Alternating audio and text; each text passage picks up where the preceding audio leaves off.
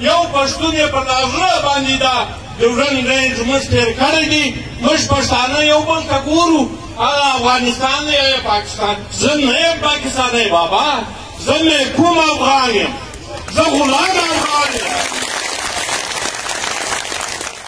چې موږ په یو داسې چاپېریال کې ښکېل یو لکه پاکستان دا داسې پاکستان نه وي چې دا هر یوه ته ووایه دا اوس دا فوج کرنل ورسې چې ته ورته وایې نظریه پاکستان څه شی دی دی نه دی په خبر چې نظریه پاکستان څه شی دی چې جیش یې ورسې چې ورته وایې نظریه پاکستان څه شی دی دی وایي زه نه یم په خبر خو انګریزانو پاکستان جوړ کړی دی نو بس دوی په نظریه پاکستان نه پوهېږي ما ته وایي لکه یوه هندوانه چې راواخې پر مابین یې نیمۍ کې دا خټکی سو دا هندوانه سوله یو پښتون یې پر زړه باندې دا ډیورنډ رینج موږ تېر کړی دي موږ پښتانه یو بل ته ګورو هغه افغانستان دی یا پاکستان زه نه یم پاکستانی بابا زه کوم افغان یم زه غلام افغان یم خبره به سر خلاصوو یوویشتمه صدۍ ده د خدای پار دی هغه لنډي لنډي بنګالیانو د دې جګو جګو پنجابیانو سره داسې ازادي واخیستله نن تر هغو په عزت هم دي تر هغو یې دنیا عزت هم کوي دنیا یې پېژني هم په دې فوج کې ډېره لویه خامي دا ده چې په دې فوج کې پښتون فیصلې قوت نه لري په دې فوج کې سندۍ د فیصلې قوت نه لري په دې فوج کې بلوچ د فیصلې قوت نه لري په دې فوج کې صرف او صرف پنجابی حکمران دی هغه په ججان هم ملنډې وایي په سیاستدانان هم ملنډې وایي هغه لیډران یې ملنډې وولې چې دوی 9000 فوج یې د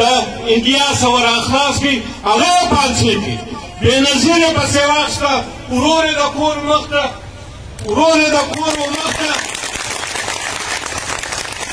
دا وزیر اعظم وه ورور یې د کور مخ ته ورمړ کړي نن یې نواز شریف په مخه کړی دي دومره بېحیا دومره بېغیرته چې په دې ته نه ګوري چې دا د چا خور ده د چا لور ده نه لور بخښي نه زوی بخښي نه ورور بخښي نه کاروبار ته پرېږدي موږ و دې تاریان یو چې دا پیمنټي ملک او دا دومره مستي دا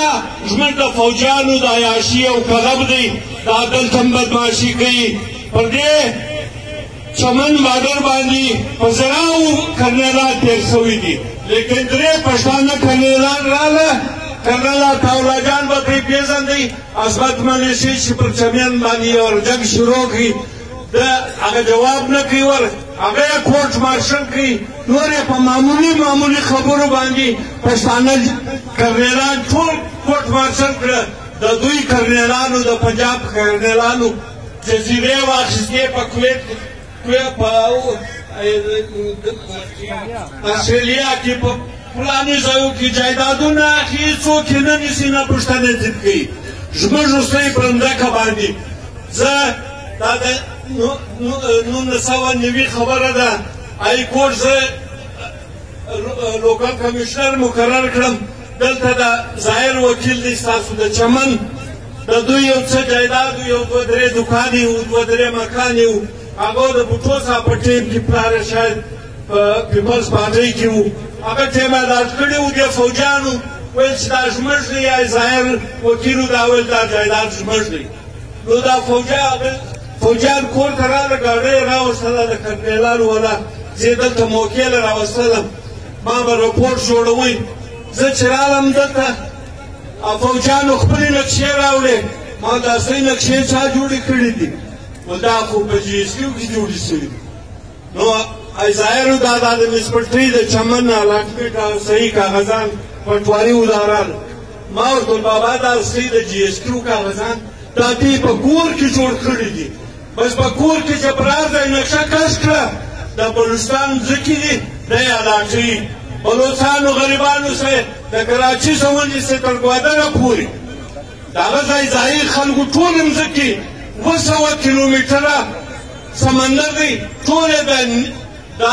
د سمندري فوج په نامه دی، دا د ایرفورس په نامه دی، دا د چاینا په نامه دی. د بلوچستانو د سونې غاړې واخیستی، د سونې غاړې واخیستی و چاینا پې په یاري کې ورکوي. بلوچستان په پښو کې چپلکې نه لري. د سیندیانو استلاغه حال دی. پروشه کال د جیم سید ورځ و په میمن ګوټ کې شارع فیصل به ټولو لیدلی. د کراچۍ تر ټولو ګران ځای دی. هلته د جیم سید ورځ وه، سیندیانو وکیلانو په هایکوټ کې ما ته ویل ملک صاحب ته به راځې؟ ما ویل زه درځم. دوی چې ولاړ شو یو څه نور سیندیان راغلل. ما ته ویل ملک صاحب مه ځه، موږ د جیم سید ورځ په یو کلي کې جوړه کړو، بیا هغه خلک اغوا کړي، بیا یې مړه کړي، بیا یې ټارچر کړي، بیا یې څه به وکړي. ته څنګه په میمن ګوټ کې پر شارع فیصل دی ته ورځې؟ ما ویل ما ته دا وخت راکړی دی چې په هغه ځای م به ګولۍ ولي زه ورځم. زه چې ورغلم ما ورته ویلې زه اوس د صدر سره رالم دا پر ایرپورټ روډ باندې د کراچي کې. ما ویل دلته 80% پنجابي فوجي د سیندیانو مځکه قبضه کړې ده، د بلوڅانو کې قبضې کوي. په مردان کې په خدای دستي د چمن تر غټ ماجد یې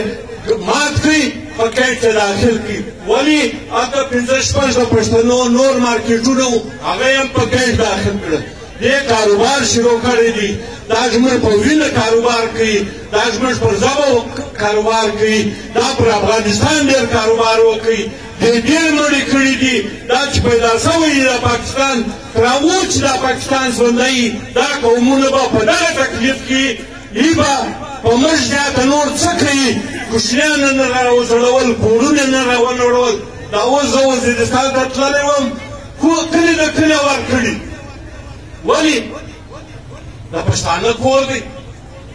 کتابونه یې ته وړې. منظور پښتون وایي زما د پلار لایبرري وګر یې ووړه، کور کې خو سامان مامان پرې وړی وشي وړی. دوی زموږ په وطن مزې کوي غواړي، لیکن زه دا ورته وایم